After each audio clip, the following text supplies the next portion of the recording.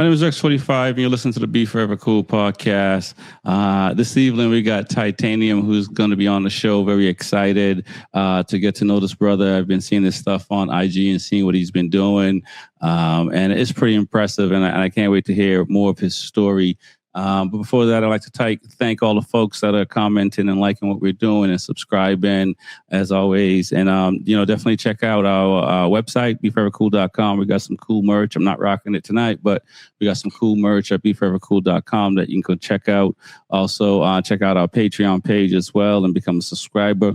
It's going to only cost you $1, give you some exciting stuff, give you access to some cool things as well. But with no further ado, let's get this thing going. What's going on? Titanium, man, welcome to the show, man. How you doing tonight, brother? I'm good, brother. Thank you for having me. I appreciate it. Nice, man. Well, like I always do, I ask folks how they got into riding. For me, I started a little bit later in life. It was one of those deals where it was kind of like now or never kind of thing. And I went out and bought a Ducati 848. Like I had no sense and didn't know how to ride kind of thing. But fortunately, I knew some folks that pointed me in the right direction. How did you get into bikes, man? And how was that? What was the first thing that said, hey, man, you know what? I want to get a bike? Well, brother, it started when I started commuting. It was a new job. I got a new job and the distance was pretty far. It was about like a 45, 50-minute commute. Yeah. So for me, I'm a type of fella that I love efficiency and I just can't stand traffic, brother. So it was then I just started going through Instagram, scrolling. Once you start looking at motorcycles, the algorithm takes you motorcycle land. So started seeing the bikes. I caught my eyes on the Yamaha, the R1 at the time. I really had like the shape and the look, and I had to also figure out my pockets. What could I afford? I couldn't afford a Ducati at the time, but it was like a nice little R1, and it was able to cut my commute time a few minutes. But that's really what got me into the groove of riding, bro. No kidding.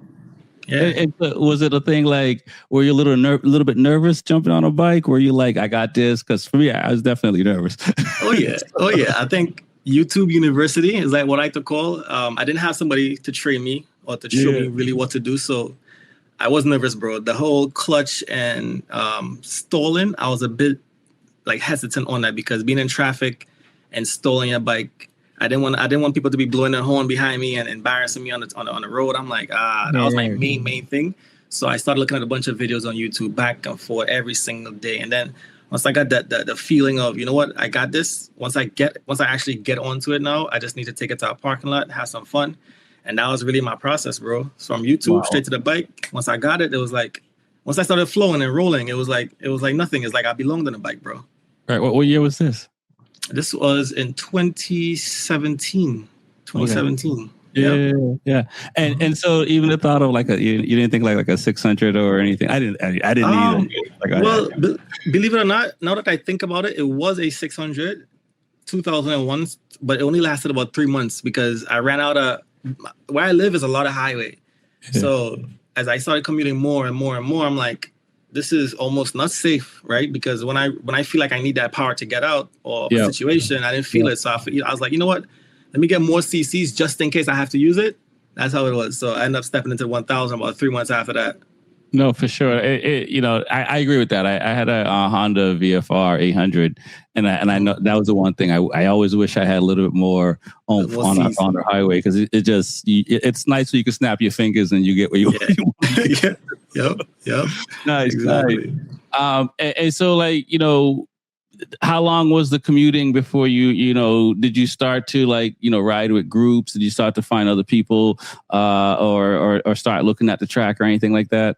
Yeah, so by normal nature, once you ride the bike, then you start looking for things to get into. Your rides become longer. You start taking a long way home, and you meet a lot of people at the gas station. So I started meeting people pumping gas. At that time, I think it's a language, right? All bikers just do it. There's no judgment. You could go up to anybody at a gas pump and be like, yo, bro, nice bike. What you riding? Take a look, small talk. If they're in the area, you shake hands, take numbers, boom.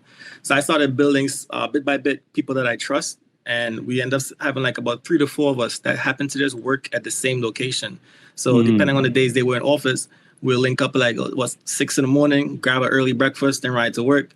Kill some time. Then, right before you clock out of work, yo, fellas, where we at? We're meeting meet up at the parking lot, the garage, and then ride back home together. So it became a thing. That's how I started getting into the groups. And then I would take some, like on the weekends, I'd have to, like, obviously working out with the wifey, making sure that balance, that life and balance and bike life, I had to make sure I get that in there.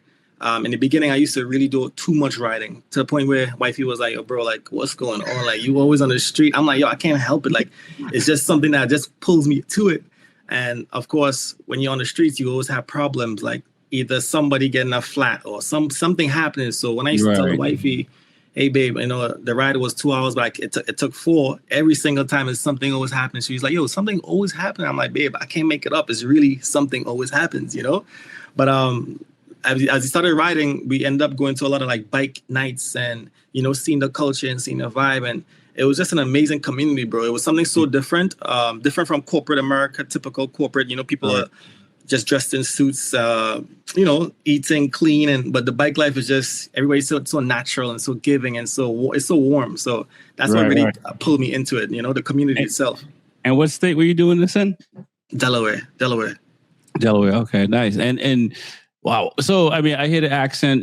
Tell the people where you're from, and let's talk about that a little bit because I know the Caribbean folks love bikes. So.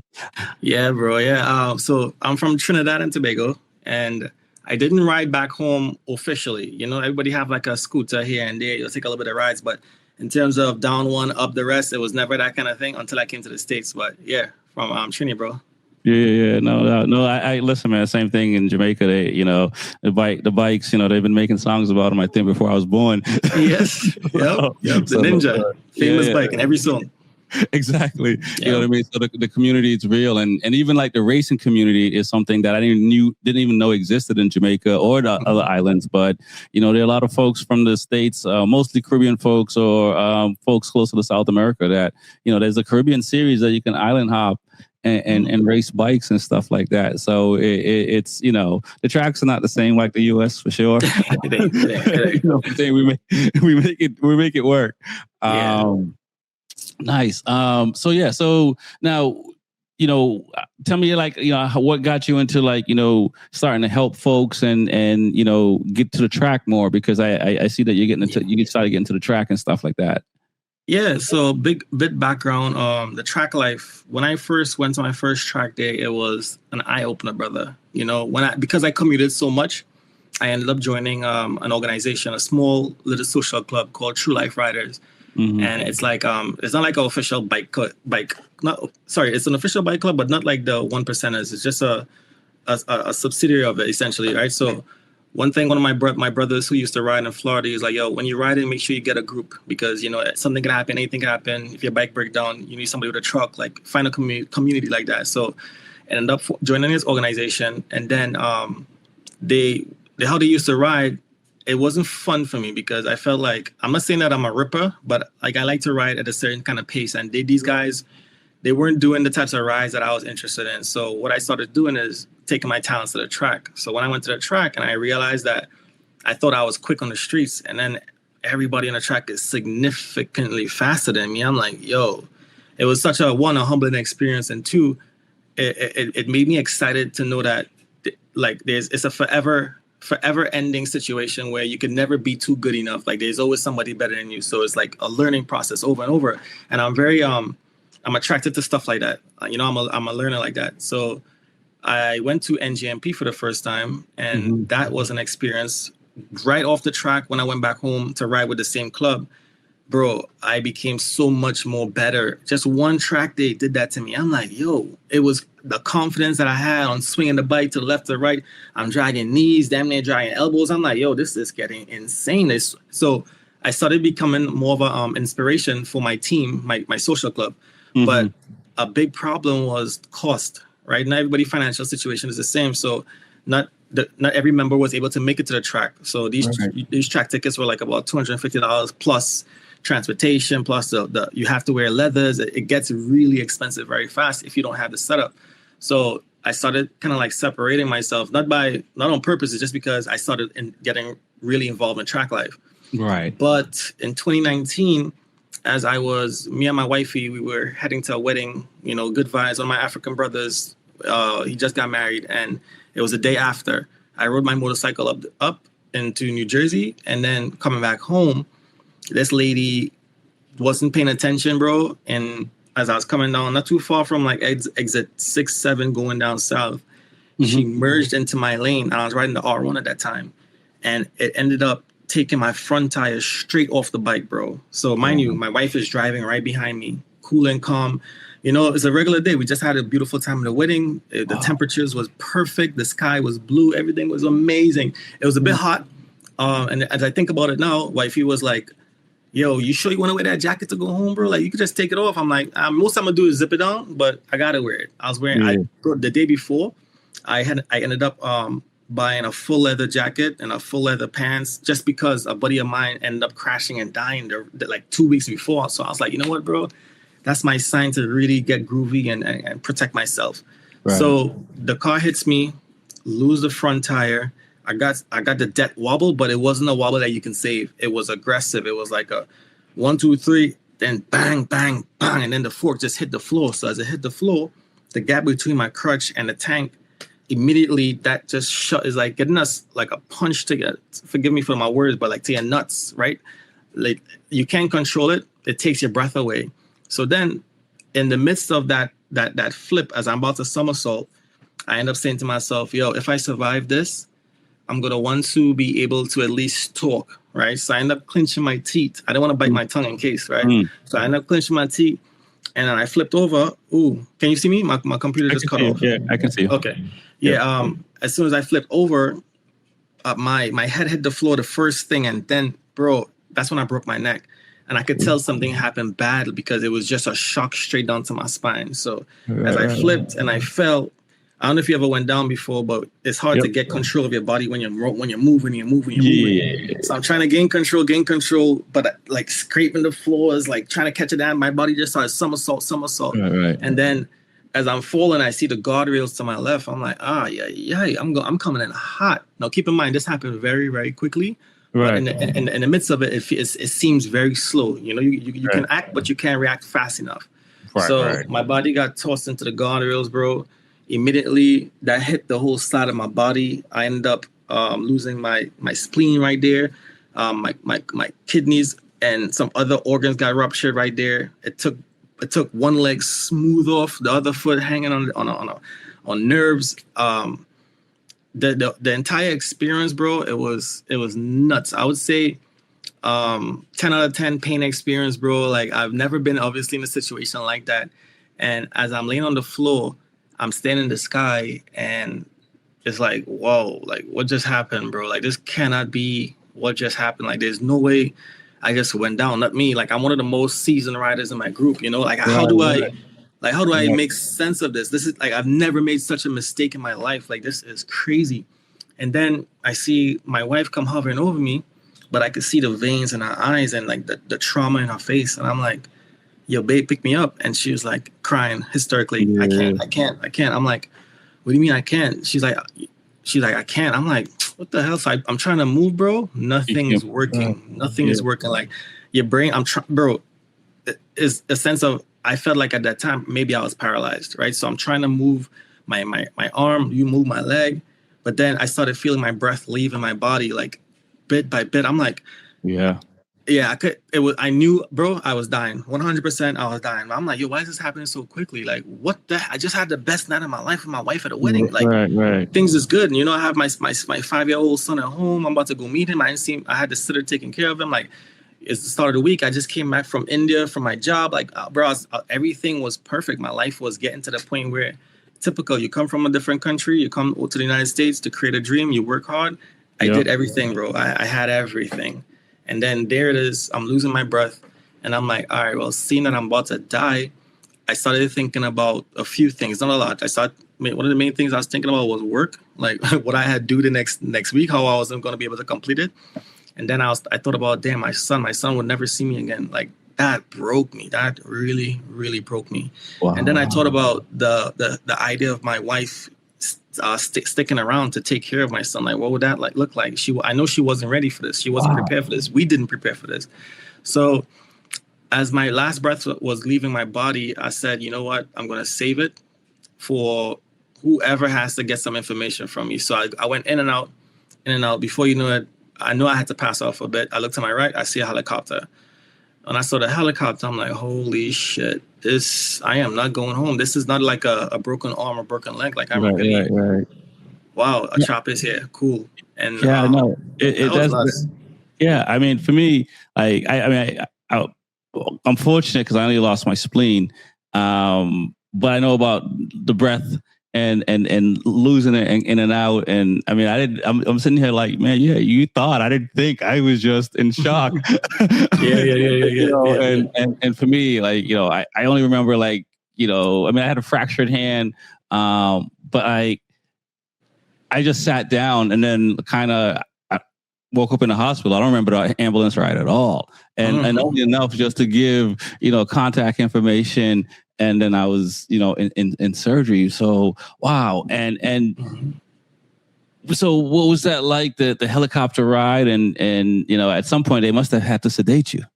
Yeah. Bro, the bits and pieces of what I'm telling you was happening, right? So I saw the helicopter, the lady came over. I knew that she was help, so I gave her everything. I got my first name, my last name, my social, my phone number, every single thing that I think that she would need, because in banking, I knew about giving customer information. So I gave it the main things that you need for any customer is what I gave to her. So as I closed my eyes and I woke up again, it wasn't a hospital, right? And then I didn't remember the helicopter ride per se, but I did remember the smell, the sound, and I remember them putting the thing over my nose, telling me that it was going to be okay. And I'm just like, yo, this is expensive. This is going to be expensive. That's all I kept thinking. I'm like, yo, this is going to be very expensive. Holy shit. Wow, I'm going to chop up, right? And then when I woke up, the first thing I was hearing was my wife talking to a friend. I am, you know, when your eyes is closed, you could just only think about what your surroundings look like. Right. So I assumed that we was in some hospital room where things are beeping. I hear her talking. Maybe she's talking to one of her friends. And I started moving my fingers in hopes that she would see it. And she did. And she's like, hey, babe, you were in an accident. You know, we are in Philadelphia. So I couldn't talk. I had these tubes. Yep. So I ended up using my hands, and she gave me a piece of paper to write on. I actually still have that book, brother. The first thing I wrote on the book was Chevy Equinox. And she's like, yeah, the car that hit you. And I was like, family, because I remember looking to the right and I saw a kid in the back seat. And she's like, yeah, it was a family driving, but she said it was a male that hit you. I was like, nah, it wasn't. It was a female. Because I remember seeing before the crash, I was like, I know I was like, oh, I hope she doesn't do it. I hope she doesn't do it. So I feel like sidebar, as a husband, typical, babe, let's swap because I'm going to take, you know what I mean? So I'm going to make a scene about that. But, and then, bro, ever since then, I spent about 46 days in the hospital, and it was the worst time of my life. I'll tell you that. The worst time of my life, bro. Yeah. I mean, like, you know, how did you pull yourself through?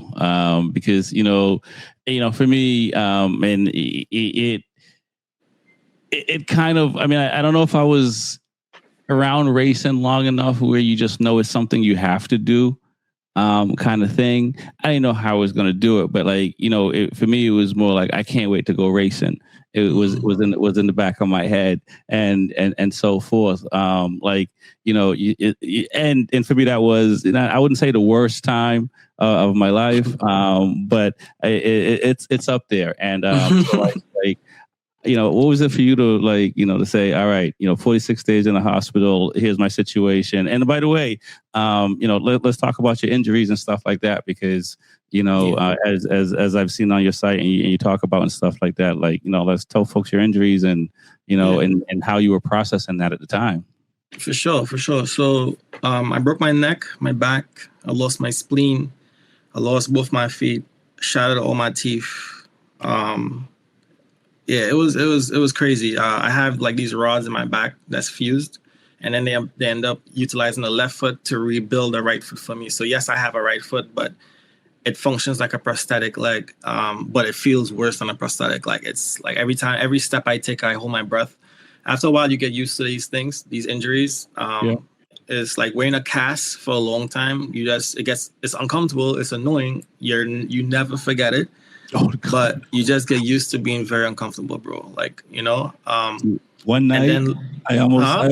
I said one night I almost got a saw to cut my cast off.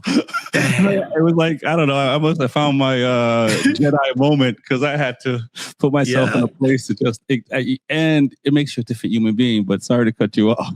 No problem. As I hear you saying that, you get frustrated. You have to have it off, bro. Like, just think about that, right?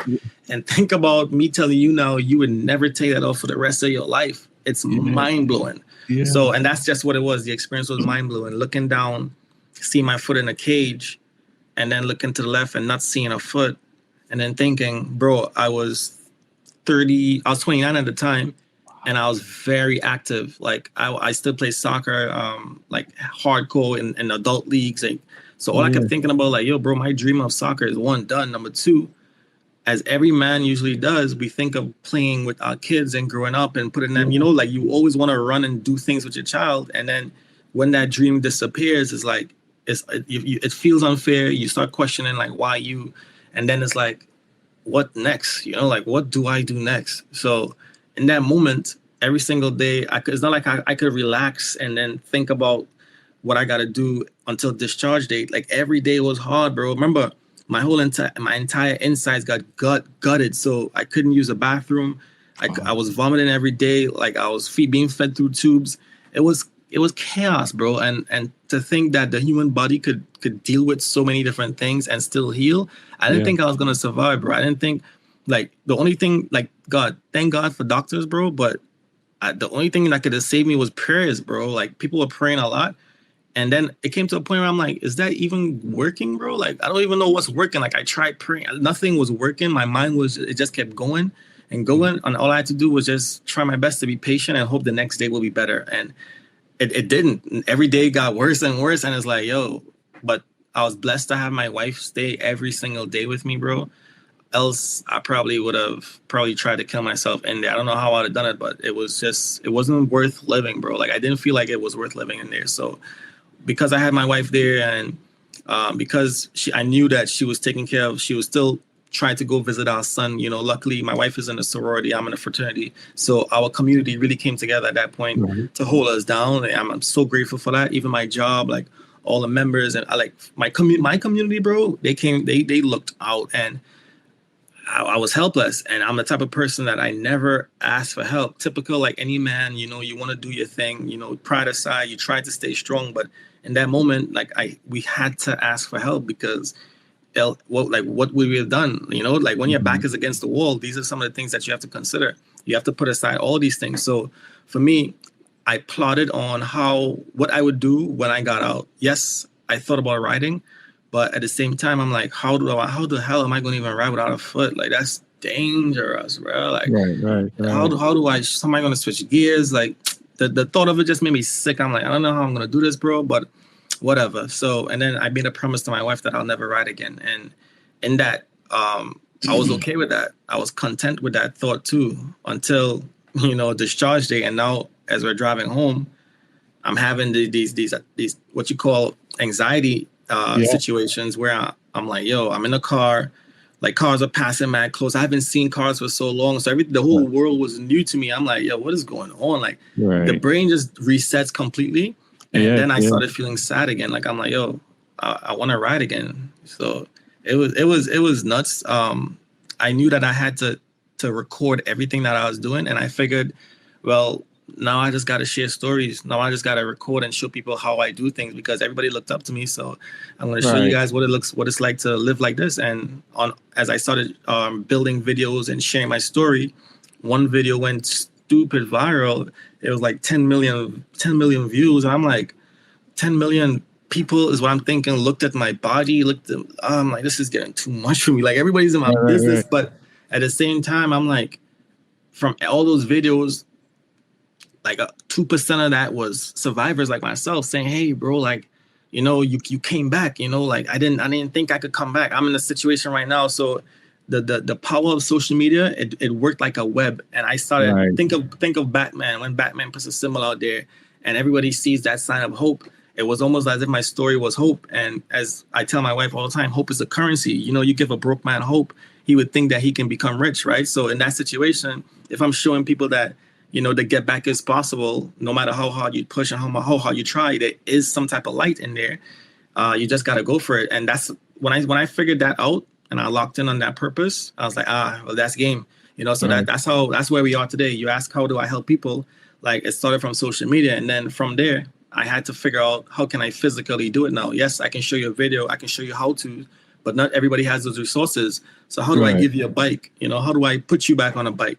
And Right. that's when we connected with an organization called the Bike Experience USA. And Okay. what they were doing, they were helping people with disabilities get back on a motorcycle. But the guy's name is Mike. He's the president and the CEO. And seeing this older gentleman, he's about 50 years old, like struggling, chasing after bikes. I'm like, bro, if I had my legs, I would never let you do this because you're doing God's work. So I was like, I got something better. I have a community of people, survivors that wants to ride, and I have a network. Let me show the world what you're doing, and let's really see what could happen, because there's grants and stuff for that. Like, there's so much different opportunities you can get from Right. this. Let me navigate and show you what could happen. And as I started pushing for him, I'm like, we need more. We need some, like, there's something missing. And then I started tracking again. And when I started tracking, I met who my business partner is right now, Penny. He was doing track days, and he was like, yo, bro, let's get together. Let's create a space where survivors can come to the track. I don't mind inviting survivors to the track day. We can give them a group. Usually there's novice, there's intermediate, Yep. there's expert.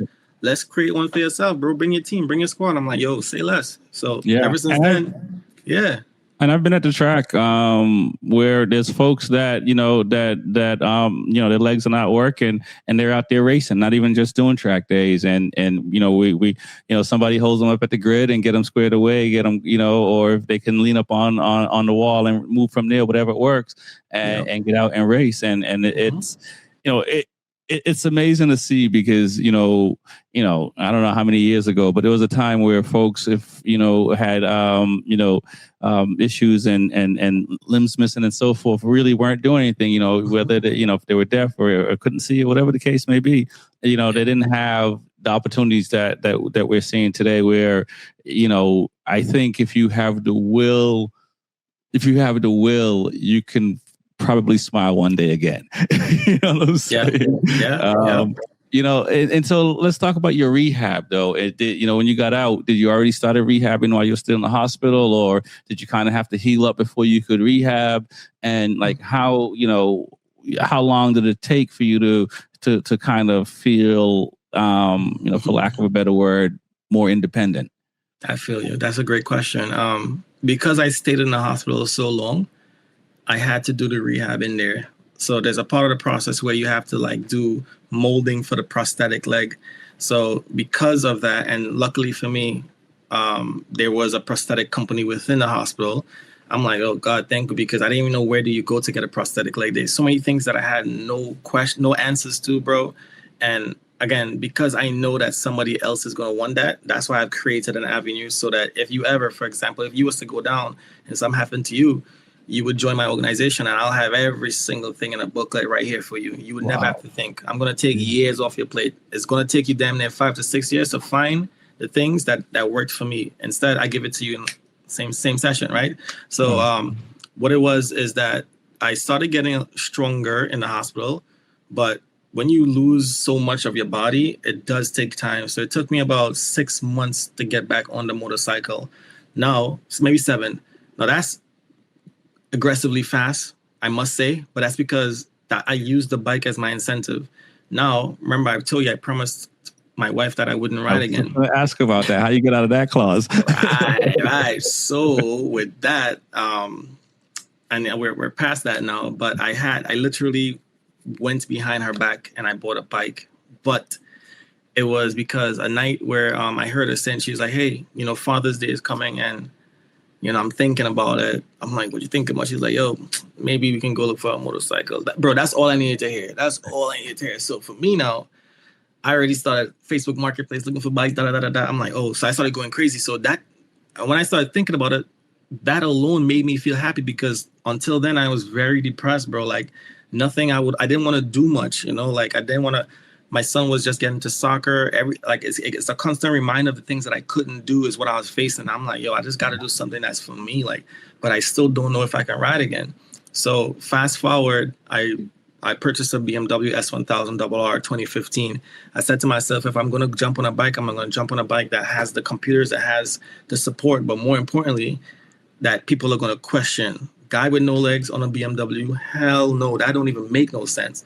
So for me, I already knew the algorithm is going to spit that across to everybody. So I'm thinking bigger picture, right? I'm thinking about what are people going to be attracted to? What are they going to look at? So what are the top bikers in the motorcycle world wearing? That's the AGV Pista helmets. You know, they wearing Dainese. They wearing the top-ish is what I went straight for. Imagine seeing an amputee in the top stuff. So that is what caught people's eyes. Now, it took a lot of work to fit in that suit. It took a lot of work to ride that bike. Like even till today, every time I hop on that bike, the prosthetic leg, how mine is, I'm a below the knee amputee. So once it bends, it's like it squeezes everything in the back of your leg. So you maximum, the average human could probably take that type of pain for 35 to 40 minutes, bro. So, and that's what I do. I ride at 45-minute intervals, but I ride relatively quick to make sure that I get my fun within those minutes, right? So if not, I'll always have to pull over and rest my foot. It's so much work to ride, bro. But again, riding is so worth it, bro. It is worth it. And that's why I can sit to you in front of today and tell you it's the perfect tool to incentivize you to get out of the hospital bed. You know, but when I bought the bike behind her back, what happened was one morning, my buddy was like, hey, let's go for a spin. Let's catch the sunrise. I'm like, you know what? Let's do it. Told wifey, hey, babe, I'm going to go to the gym and work out my bro. He's like, all right, cool. We end up going to the storage where I had the bike, start the bike up. He had a bike. We end up riding in the back of Delaware in the swamp areas, having the time of our lives. We caught the sunrise. It was amazing. Long story short, we hit a corner. I look at my rear view. I see my bro sliding across the road. I'm like, oh God. Hell no. I'm like, there's no. I was like, bro, we supposed to be at a gym. What the? So bro slides into the guardrail, flips over, lands in the water, disappears. I'm like, nah. I was like, yo, bro, it's only 7 months after my crash. I just told my wife that I'm going to work out. Father's Day is about 3 weeks from now. I'm like, there's no way this is happening. Long story short, stand up. I push the bike to the side of the road. I'm looking in the swamp, screaming his name. He's nowhere to be found. I look over the bushes. I see a helmet floating in the water. I'm like, nah, there's no. So in the comms, I'm like, yo, I'm screaming his name. I was like, yo, you gotta be playing me. Stop playing, bro. And nobody's responding. I go into the waters, slide down like a little bank. So there was no way for me to get back up. I know I was gonna. That's it. Once I go down, I'm stuck there. But I got to see if my bro's alive or not. So I go in the water. I turn the helmet to the front. Mad mud, mad water in his eyes, and he's not responding. So I lift his head up the water, but I'm still healing. So my back started to give out. I'm like, so I had to drop him back in the water. I'm like, yo, if I dropped him back, I didn't know if he's gonna breathe underwater, if he's gonna drown. So I had to pick him back up. It was the worst situation ever, bro. I moved the mud out of his eyes, and I started trying to drag him to the bank a little bit, and then that's when he moaned. I'm like, oh shit, he's alive. So then when I touch his arm is backwards. I'm like, oh my God. Damn. I was like, this guy, bro. At that moment, I'm like, all right, so this is it. This is how my wife finds out that I was riding again. This is crazy. How do I just tell her who's traumatized? Her husband, she just witnessed her husband lost his legs, damn near died. I'm back on a bike, and my brother's is damn near dead. I was like, yeah, I'm cooked. I'm really, really cooked. Yeah. And bro, I started to think of the movies where you're screaming for help. Help. Bro, no, I'm in the swamps in the back of Delaware. Nobody's out there, bro. I'm like, there's nobody coming to save me. This is crazy. Like, why is this happening? So I look up on the hill. There's this car passing, and you could tell the driver was like this, but the wifey was like, what the hell? There's a bike parked here. What's going on here? So she looked, and I was waving. They ended up pulling over. Thank God they had floaties in their car, bro. They tossed the floaties out. Then kind of holding to it, bro. Everything that was supposed to be there was there that same time. He ended up coming out. We ended up getting my brother to the bank a little bit just so he could stay up. Yeah. He pulled me out, and then the first thing I did was call 911. And now I'm like, all right, I got to get the hell out of here because one, I got to go tell my wife about this. So what I did was, as I was driving off, I called my sister. I was like, yo, sis, she didn't live too far from here, and she rides as well. I was like, yo, come. Dre just went in the water. She ended up pulling up. I went out, grabbed my car, As soon as I got in the car, I called wifey. I was like, yo, I need Dre's information. I need his insurance information. She's like, okay, I got you. What's going on? I was like, don't worry, just send it, baby. Don't worry. She's like, all right. Because I remember I couldn't call her in a helmet, bro. You had to go take all that shit off. Yeah. So when I call her, she calls me back immediately, but on FaceTime. Her face was like, she was upset. I'm like, oh, what if, I was like, there's no way she could know. There's no way she could know. Why is she so mad? Long story short, my brother had video footage of us riding in his iPad. And she saw me riding in the iPad with him. I'm like, this mother trucker. Why does he have this footage in his She's like, Joe, you back to riding again? I was like, she's like, yeah, we're done, because she mentioned we were going to get a divorce if I ever did anything like that. Yeah. So then came the divorce. So in that situation, I'm like, yo, I just lost I'm damn near almost lost my best friend. I lost my legs. I'm losing my wife. I lost my family. Yeah. What else do I have? What reason do I have to live again, bro? I've lost everything. So at that moment, I just took the time to take care of my bro, get him back to health, nurse him back to 100%. And then during those phases, me, my wife, and my kid, she ended up saying, you know what, come bring the bike, let's get rid of it. I was like, yo, if that's what it's going to take to get you back, let's do it. And that's what we did. So I had to get rid of the bike. It was crazy, bro. So let me ask this. How were you changing gears? Yeah, so I used the heel of the prosthetic leg, bro. So it's like this, right? I have this is the prosthetic. Can you see it? Yeah. And this is the heel. Yeah. If this is the shifter, I drive like that, and downshift, like up, down. Okay. Yeah, bro. And are you GP shift or? Nah. I everybody said do that, but the prosthetic leg, if I was to do that, especially leaning, when it's time to shift back up, the leg will be dangerous. It's too risky. Oh, well, because you'll be pushing down though when it's time to shift up. When it's time to shift up, you'll be pushing down. Yeah. So when to shift, but what about shifting down though? Right? I'll have to. So to GP, down is up, right? So that's fine. But then to go back up, I'll have to go like this, and doing that at a lean, it just wouldn't make sense. The prosthetic leg will fall off. Oh, right. I see what you're saying. Yeah. Okay, I see what you're saying. Yeah. Man, okay. So you sold the bike. Your buddy's okay. He's So he recovered 100%. He came back very good. Again, he saw me do it in 7 months, and I lost my legs. For him, he was his injuries wasn't that crazy. Broken arm, couple ribs gone, TBI, I think a little bit. Whatever that version of that. There's so many different versions of it, but his recovery took him about, I would say, about 4 months hardcore. The average person probably would have took a year though, but he was beasting. He was, I mean, he had me to push. So like I was pushing him to get him back right. But the bike though, I didn't sell it necessarily. She just took the keys and she kept it. And she was like, well, we got to do this properly, bro. What's going on? So in that moment, I was a good boy. Just started like staying home, doing what I got to do, pushing, creating content, staying on the straight and narrow road. And then after a while, she got comfortable. She saw how depressed I was. I was like, she knew the bike was that. So she ended up just gradually giving to me. And then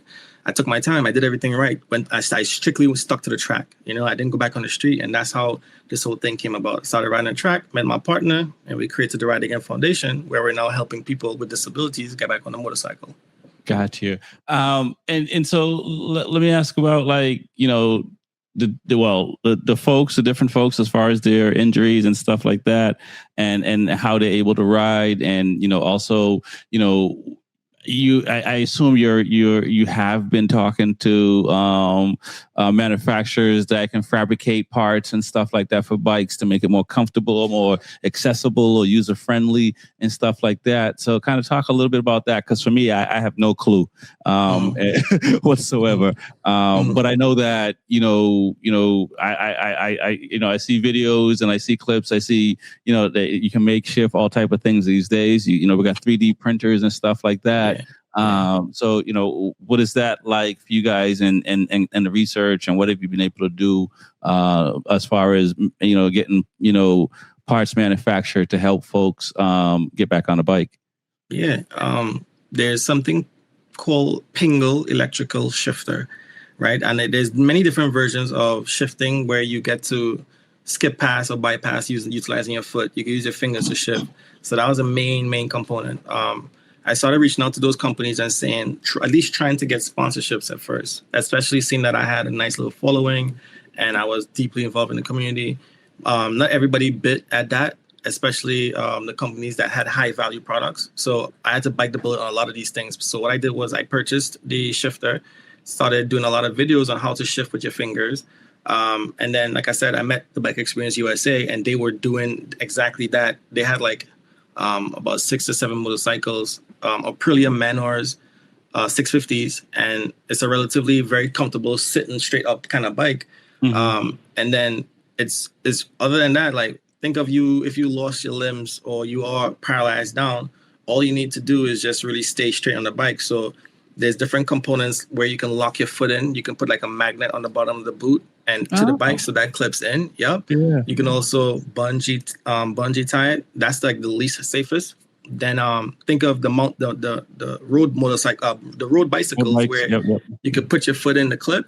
There's versions of that you can have as well. And then for the paralyzed riders, there's like a belt that you tie across that lap, a Velcro belt, and you tie across a lap. So because, they don't have any feeling. So if you lean in, their bodies could shift. So that's why you keep it really tight. And other than that, those are the two main things that keep them right. If you lost your arm, we were able to move the throttle from the right to the left. And you can just, you can Frankenstein an entire bike and adapt it to whatever specific disability is out there, bro. There's no person with any disability that we haven't been able to help. Right. As of yet.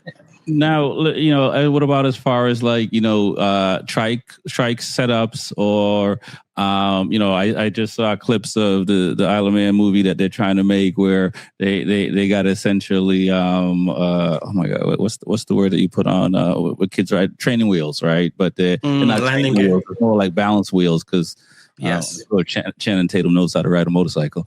Yes. Yep. Is that something that was talked about, or is it more? It's just you just want to be on two wheels. Yeah.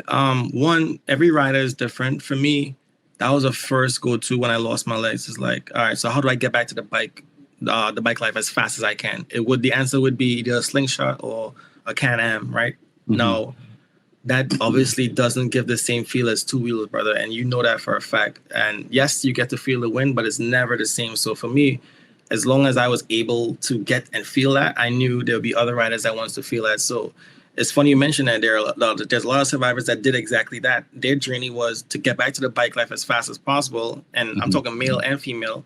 They hopped on a trike at first. Now, where the Ride Again Foundation and the Bike Experience USA comes in, we still give you access to hop on two wheels. And not only do we have two wheels, we have a motorcycle simulator, which is provided by my boy, Kevin, and he runs Apex Riding Academy. His partnership allows us to like fully rehab the individual on a motorcycle simulator where you could lean and feel the weight of the bike, not exact, but still the movements at least, to the point where when you throttle, the bike comes up and you can shift. And it's the easier way of breaking the ice and kind of like skipping past that trauma that you once had when you crashed on the bike. But most riders that we've talked to, their goal is to get on two wheels versus the tree.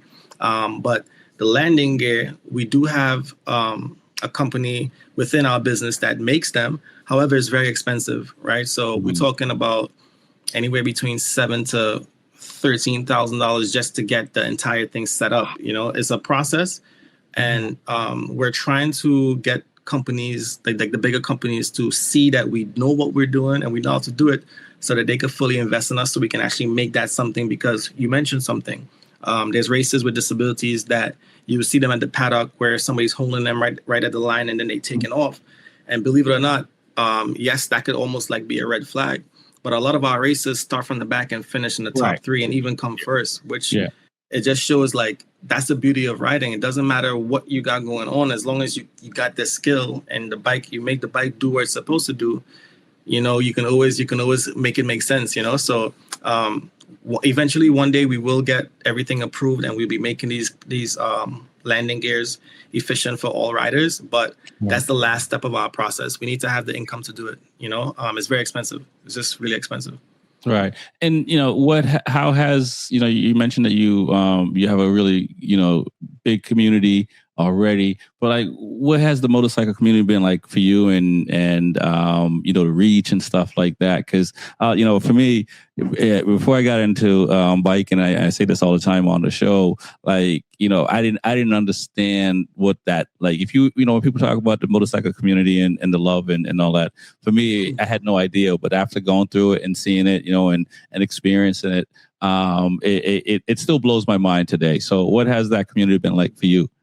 It's been amazing, man. Like, it's only people that really understand what it feels like to ride again, and it's the community or the group of people that wouldn't judge you, because getting back on the bike, my friends hated it, my family hated it, and that's, I understand why. Like, they almost lost their person, but at the same time, being alive, I feel like I'm just as good as dead, because what good am I if you come talk to me and I'm my head is to my chest, is because I'm sad because I can't do anything again.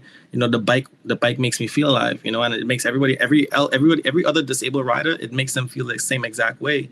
And our community, the bike community, comes with open arms. Like, it's beyond blood. Like, some of my closest friends are in the motorcycle community, and I haven't even known them for more than a year, and it feels like it's been years, so it's been very welcoming, I would say. The motorcycle community has been very welcoming. Nice. How long has the organization been going on? Where would you like to see it? Before we get out of here, we'll also, just tell people how they can connect with you and stuff like that. But how long the organization is going on, and like, what is the overall, like, goal? I mean, I know the goal post is always moving in life, but is it around the world where we're helping everyone? In Motor America, there's funds, and club racing, there's funds that will help people and stuff like that with their finances, as well as with their finances, because regardless if you need it for hospital bills or food. How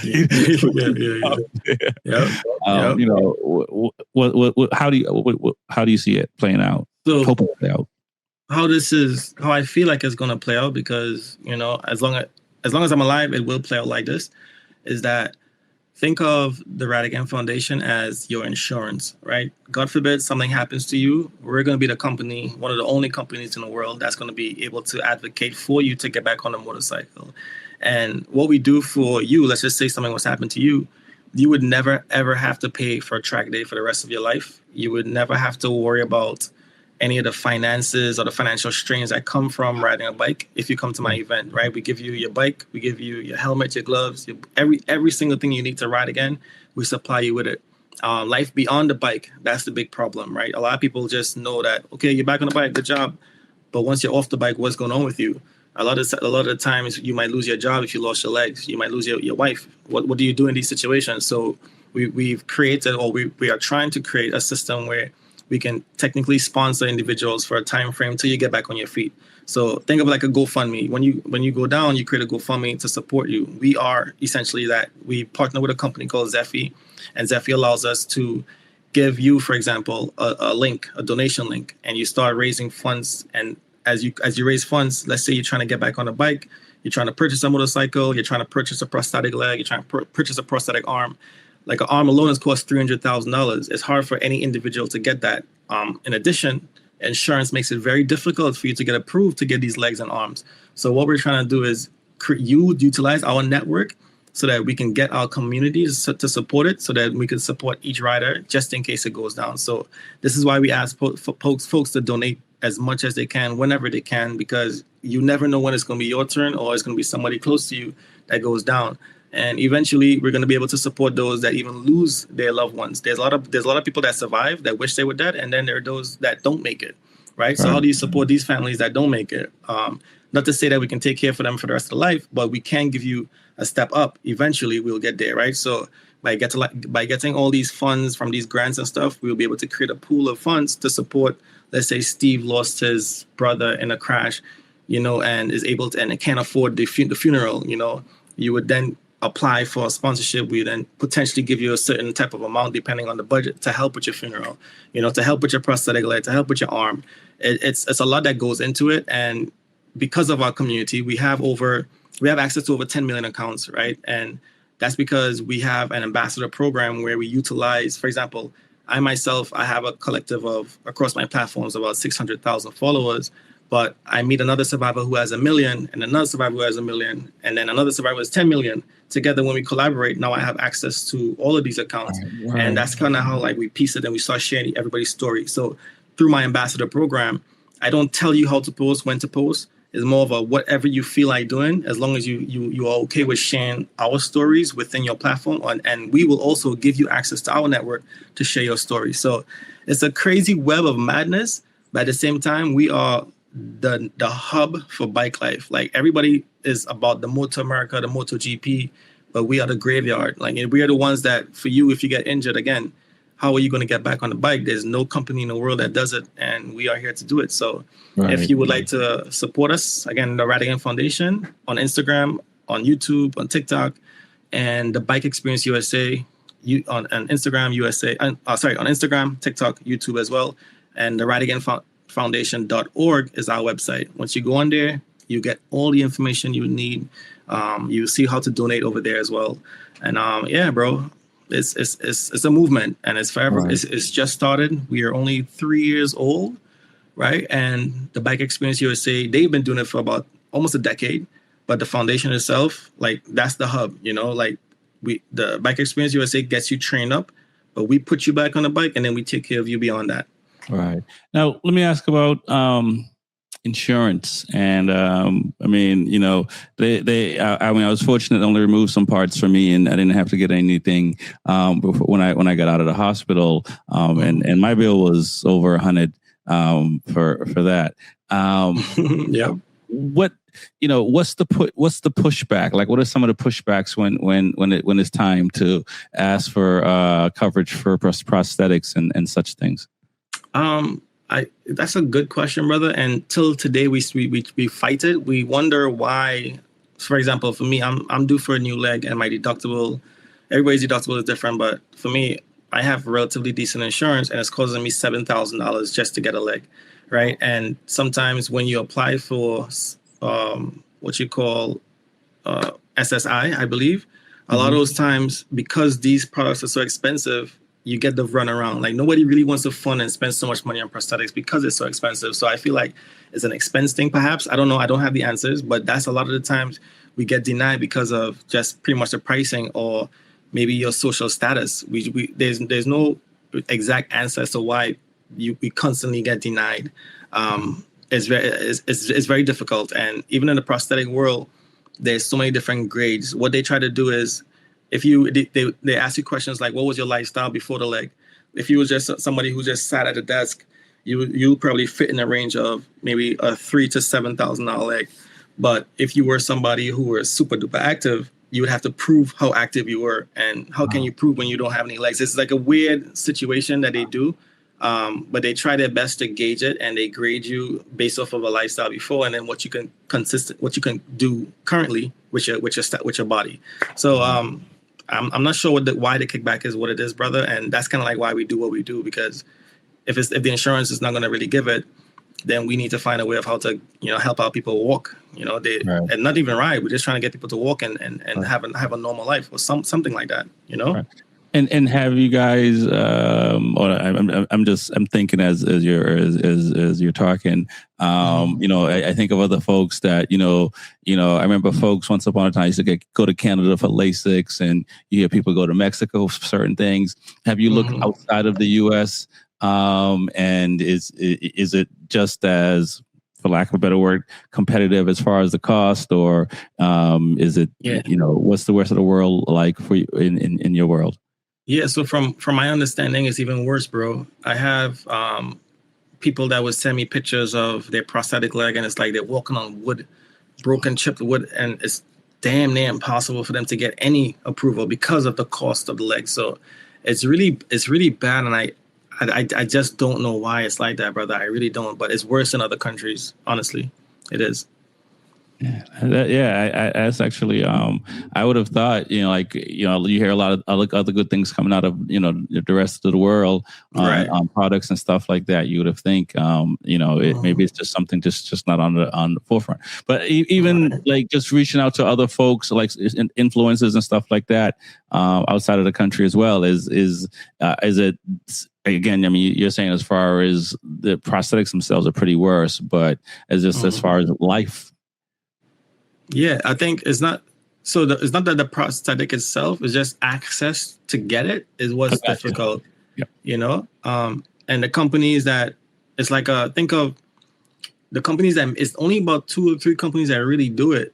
So they could afford to run the entire place, bro. So that's kind of like why it's an untapped market. I always say I'm the right person to get injured because my mind is always on, the business tips. So I created a motorcycle riding leg, and that's going to be something that's going to be out eventually soon once we master it. So there's so much cool different things that's coming into play that has never been done before. And we are tapping into that market. So it's very expensive. It's the medical field. Like you mentioned, when you got hurt and injured, your bill was right to 100K. So to all the riders out there, don't lose a limb. You're easily going to tap into the millions. So just understand that my bill was 1.6 mil, 1.7 mil. Yeah. So it gets higher and higher the longer you stay in the hospital and the more complicated your injuries are. So Try to stay up on twos as much as you guys can, brother, and just pray that it never happens. And if it does, I'm here to help you. Right, no doubt. I appreciate what you're doing, man. Like I said, I've been seeing you for a little bit doing it, and it does motivate me because the days that I want to do something, I'm just like, yo, man, let's just keep doing it. Let me get up and do what I got to do. Of course. No, you mentioned that you have to change your legs soon. Like how often does that happen, and is it more due because of injury or just over time? Yeah, so it depends on your weight, right? The more you eat, you can gain weight, which means your leg is going to start squeezing in that little capsule. Mm-hmm. Or if you lose weight, then it begins to slip and then you get skin irritation. So you have to maintain a certain kind of fitness in order to keep your leg, or else you're going to run into a lot of complications. So that's why you see a lot of amputees stuck in a wheelchair because they can no longer wear their prosthetic because they've outfitted it. Or if you're active, right? So for me, I don't have a good right leg, so I can't run or do much. But you see amputees that can run and swim, and those are the guys that their muscle is always going up and down. So it depends, like water weight. It really all depends on your physical fitness. So those are the things that will cause you to wear and tear on a prosthetic. Okay. All right. Yeah. Man, I've learned a lot tonight, man. I appreciate it. I got a couple more questions, but I got at least one. Curry chicken or chicken curry? Man, end on violence, bro. You're wicked to me, innit? Gosh, bro. Gosh, man. Nah, man, the chicken at the curry, but the curry is chicken. So I would say, bro, curry chicken, bro. No doubt. So what is your next event? Good question. Yeah. This Sunday, actually, June 7th. Is our first. That's why I've been busy, brother. Like it's been nuts. But June 7th, we are at Pine View racetrack. It's in Lafayette, New York. And we also have one at Palmer on July 5th. And then we're back at Pine View on August 29th and 30th. Now I would love for you to come on, brother. Please, it would be amazing, even just to have you volunteer and support, or if you'd love to tap into your track organization and club members, let them know that it's not a disability track day. It's a regular track day. We just make it inclusive of our people. And when they go out there, they go on their own session. It does not interfere with your group. Again, a regular track day. And if you're going to spend $200, $250 on a track day, you might as well spend that on our track days and put it towards a cause. It's more of a donation. So obviously to run a track per day is like damn near 10K, 12K, depending on if it's NJMP, damn near 17, 18,000. So what we're trying to do is utilize that as a fundraising initiative to bring people on, and then once we bring them on, we hope that you guys donate some cash, get a cup, you can get a Radican hat. There's so many different things, shirts, anything as long as you donate, we give. We don't just ask. We always try to give and support. And if you have a business and you want to get access to our network and you want to market, we have an affiliate program where you donate a price and we put your business out there. We'll build you 3D mock-ups. There's so much different things that we're trying to offer right now just so that we can raise the funds to continue doing what we're doing. And I just want to give a huge shout out to Revzilla. Revzilla is one of our biggest supporters. You know, they give us, we're able to give you guys helmets and gloves and jackets to donate so you guys can do fundraising for us, whatever you name it. Track days, you know, they bless us with track day spots at, depending on if they do collaboration track days, you know, we get to also bring people on. So I'll also be doing a raffle in the next coming days for NJMP track tickets. So there's a bunch of cool stuff going on, you know. Right. And so is it every event riders can also do track days, or is it specific ones that anyone can come and do a track day? Yeah. You mean at our track days? Yeah. Anybody, bro. Anybody can come to our days. Like, you just go to our website, purchase a track day ticket, see where we're gonna be at, and then you just come on and have some fun. Like, it's really the more people that we can bring on, the more we can continue giving these people another opportunity to ride again. All right. And how about, like, you know, Motor America, Azra, there's no CCS Azra, but it's really Azra. How about these racing clubs and Motor America? If folks have reached out to you, or even, you know, like Yamaha Champ School or California Superbike? Yeah, so the folks at Yamaha Champ School, what's his name? Isaiah Davis. He actually races for the Bike Experience USA charity. So that's our sister nonprofit. So in that world, we have people with disabilities that are currently racing and competing and, you know, getting their placements first, second, third. So we're doing our thing. We're trying to have representation in there. Even for Motor America, we're working our way slowly but surely. It's a bit of a process, but I feel like eventually we're knocking on the right doors, because if you even know Mr. Rainey, the president of Motor America, he's also in a wheelchair. So there's opportunity that's lurking. Let's just put it like that. You know, eventually we'll see where we end up. I got my Rainy replica helmet on the top shelf. Let's go. You see? Understand, right? Understand. Yeah.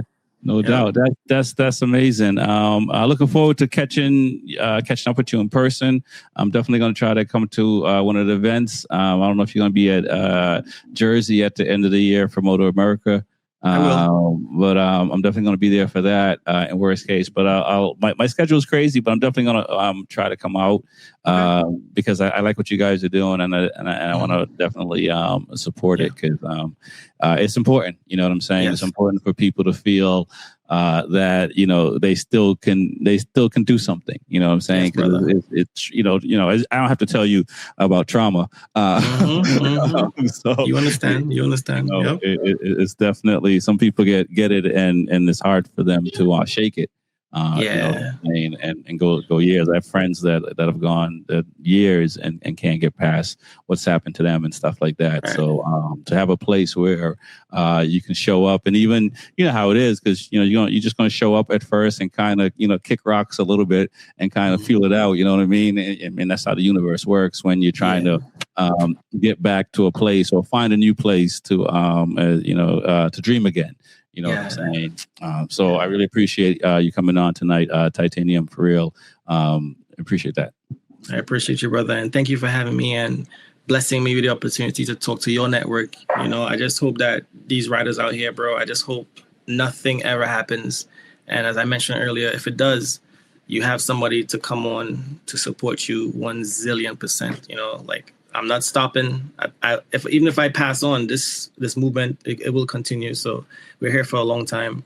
And, you know, shout outs to you. Again, you're doing a phenomenal job, brother. Keep doing what you're doing. I like what I see. I appreciate that. My name is Rex45. It's the Be Forever Cool podcast. Titanium in the building. Thank you, man. Peace. Much love, bro. Peace out.